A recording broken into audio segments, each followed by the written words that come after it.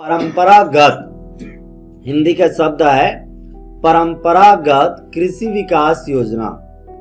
Agriculture development scheme है, लेकिन परंपरागत ढंग से, यानी जो हम पहले ट्रेडिशनल ढंग से करते थे। देखिए, परंपरागत का मतलब कन्वेंशनल नहीं होता, ट्रेडिशनल होता है। जो हम अभी करते आ रहे हैं ना, वो कन्वेंशनल है, और जो अभी करते आ रहे हैं ना, वो 1966 यानी 1956 के बाद हम लोग मॉडर्न एग्रीकल्चर अपना रहे हैं। High external input modern agriculture यानी हीमा ब्रीफ में हम लोग ग्रीन रिवॉल्यूशन के दौर से मॉडर्न एग्रीकल्चर अपना रहे हैं। तो मॉडर्न एग्रीकल्चर में कई यूनिक बातें होती है। हाइब्रिड या हाई यील्डिंग वैरायटीज का उपयोग करना, उससे ज्यादा उत्पादन के लिए ज्यादा फर्टिलाइजर डालना, ज्यादा पानी डालना और ज्यादा पेस्टिसाइड डालना, ज्यादा हर्बिसाइड डालना, मशीन का उपयोग करना और ओवरऑल ज्यादा इनकम पाना, ये मॉडर्न एग्रीकल्चर का फीचर है। तो ये जो मॉडर्न एग्रीकल्चर है, हीमा हाई एक्सटर्नल इनपुट, बाहर से ज्यादा रिसोर्सेज डाल के खेती बाड़ी करना ज्यादा इनकम पाने के लिए, उसने हमको बढ़िया रिजल्ट दिया, लेकिन उसके इल इफेक्ट भी पड़े। कहीं ना कहीं एक्सेस अमाउंट में फर्टिलाइजर डालने से दूसरे माइक्रोन्यूट्रिएंट की डिफिशियंसी हो गई भारत की मिट्टी में।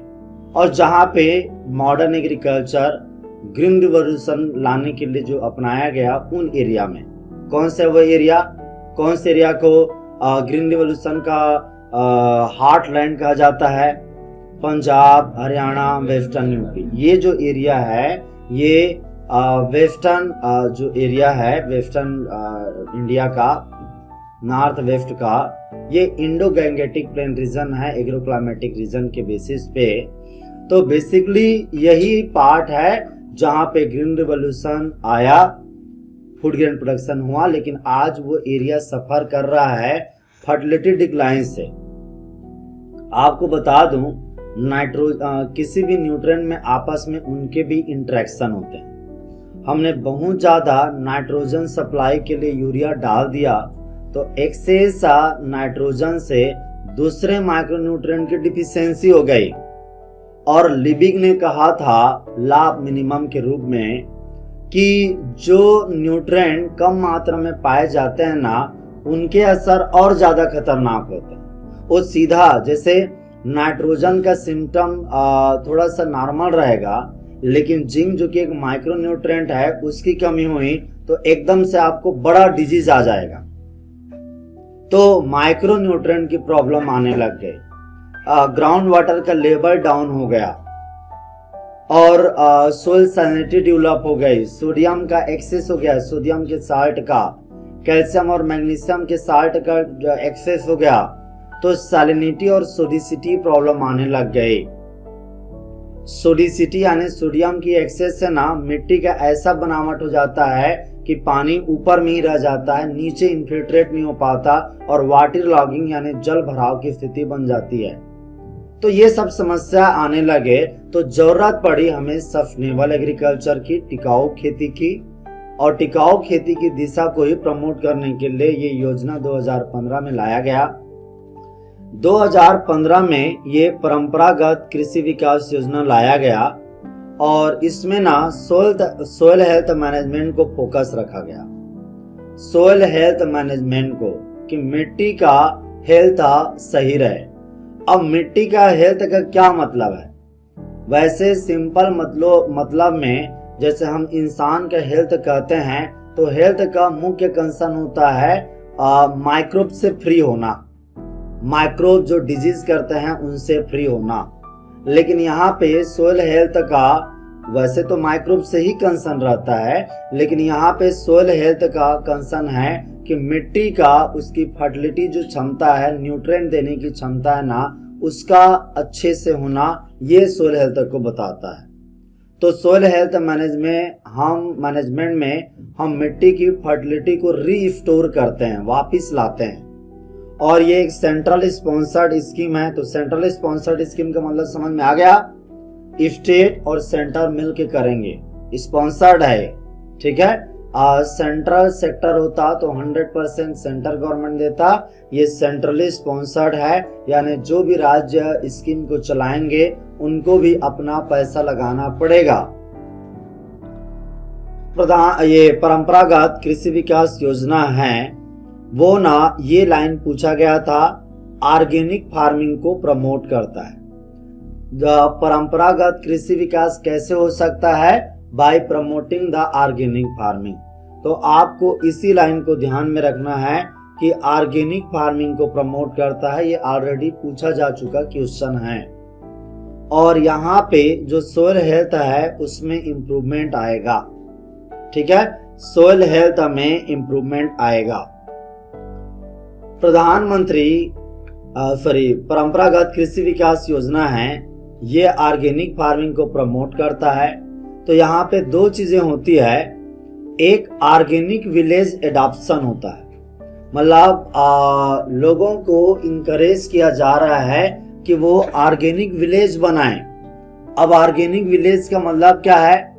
क्लस्टर अप्रोच को ध्यान में रख के, क्लस्टर का मतलब होता है ग्रुप। यदि आप परंपरागत कृषि विकास योजना से आप बेनिफिट लेना चाहते हैं कि मैं ऑर्गेनिक प्रोड्यूस कर रहा हूं ऑर्गेनिक फार्मिंग करके, तो आपको इंडिविजुअल को सब्सिडी नहीं मिलेगा। आपको ना क्लस्टर में यानी ग्रुप में अप्रोच बनाना पड़ेगा। आप ग्रुप बनाएंगे और कांटेक्ट करेंगे। कितने लोगों का ग्रुप? लगभग 50 लोगों का ग्रुप होता है, ठीक है। तो ग्रुप बनाएंगे और मिनिमम कितना हेक्टेयर जमीन होना चाहिए? तो क्लस्टर अप्रोच है, लोगों के समूह को इससे सब्सिडी मिलती है, इंडिविजुअल अप्रोच से नहीं, पहला बात। दूसरी बात यह है पीजीएस सर्टिफिकेशन। अब आपको जानिए, जैसे ऑर्गेनिक प्रोड्यूस होते हैं, मार्केट में खरीदते हैं ऑर्गेनिक टोमेटो, तो नॉर्मल टोमेटो यदि 40 रुपीज पर केजी बिक रहा है तो ऑर्गेनिक टोमेटो कम से कम 70 या 80 बिकता है।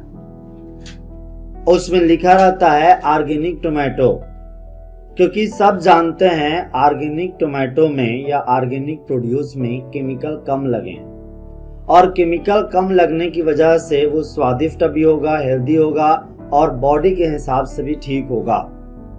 तो केमिकल कम लगा करके यदि किसी ने वो कल्टीवेट किया है तो उसका कीमत ज्यादा होता है, लेकिन वो सर्टिफिकेट होगा, लोगो लगेगा प्रोड्यूस में, क्योंकि कोई भी आदमी केमिकल का उपयोग करके वो टोमेटो प्रोड्यूस किया और उसको ना पैकेट में ऑर्गेनिक चिपका करके नहीं बेच सकता, उसे सर्टिफिकेशन की प्रोसेस से गुजरना पड़ेगा। और सर्टिफिकेशन के लिए भारत सरकार का सबसे बड़ा बॉडी है, वो कहाँ पे है? गाजियाबाद में, national organic farming centre NOFC। उसको जिम्मेदारी मिला है कि वो टेक केयर करे, और 2 तरह का सर्टिफिकेट मिलता है ऑर्गेनिक फार्मिंग को लेकर के, उनमें एक पीजीएस सर्टिफिकेशन है, ठीक है। तो सर्टिफाई होंगे, आपको जो उन्होंने दायरा दिया है, लिमिटेशन रखा है ना, उनको सबको पालन करना पड़ेगा गाइडलाइंस को, ऑर्गेनिक प्रोड्यूस करने के पहले। ऑर्गेनिक प्रोडक्शन करने के अपने फायदा है।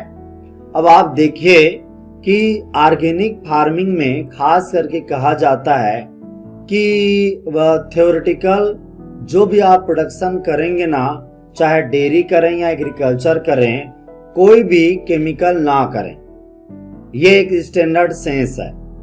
लेकिन ना जिस तरह से पॉपुलेशन ग्रो कर रहा है, तो आप ऑर्गेनिक फार्मिंग को पूरा थ्योरी बाय थ्योरी अपनाएंगे तो जो फूड डिमांड है, जो बढ़ती हुई आबादी है, उसके लिए वो पूरा नहीं कर पाएंगे। तो ऐसे में सरकार के स्टैंडर्ड डेफिनेशन में क्या कहता है?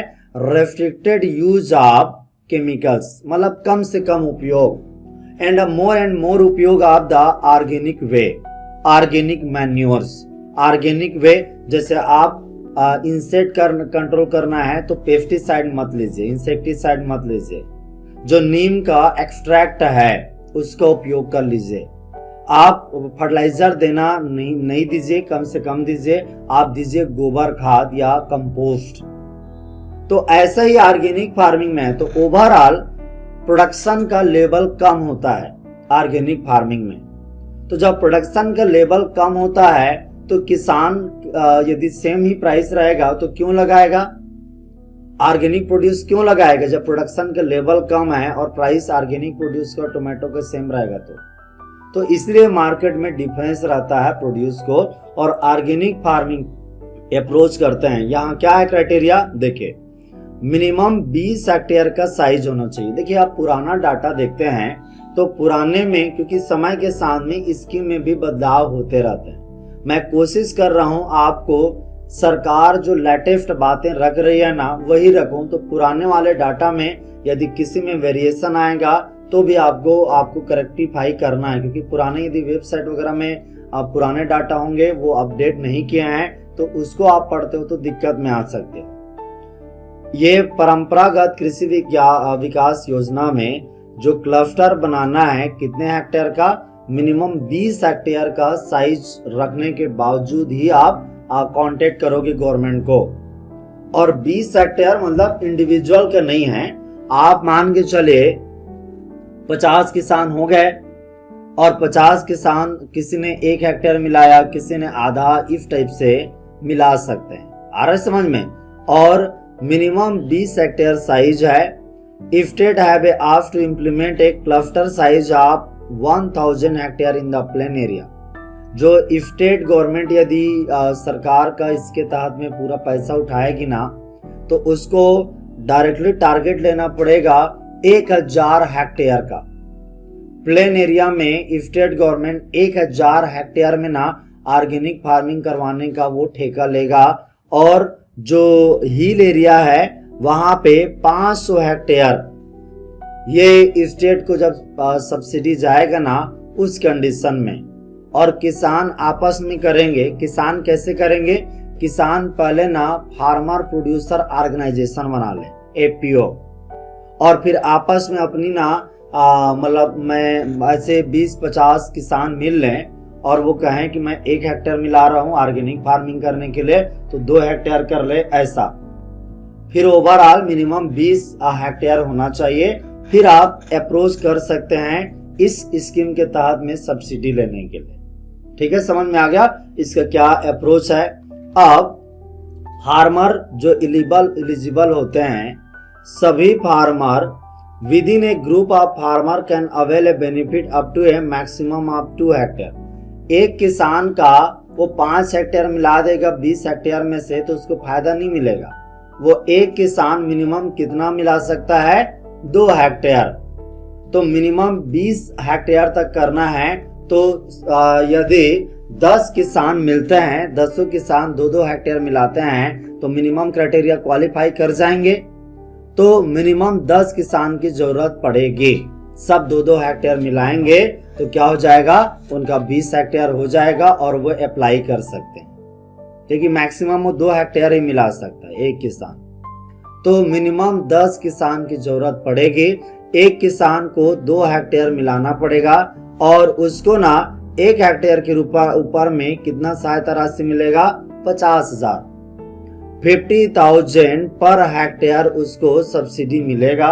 इसका 50,000 का 31,000, 31,000 जो कि 62% है, सीधे तौर पे उसे फील्ड को ऑर्गेनिक कन्वर्जन में और ऑर्गेनिक इनपुट में मिल जाएगा और बाकी उसको ना रिमेनिंग सेल में मिलेगा। और ये भी है ये जो कन्वर्जन पीरियड है वो 3 साल। तो ये 31,000 तुरंत नहीं मिलेगा, ये अभी लेटेस्ट जो चल रहा है उसके आधार पे है। पुराने प्रोविजन में भी ना सरकारी जो प्रोविजन है उनमें चेंज होकर के लेटेस्ट में यही बातें चल रही है।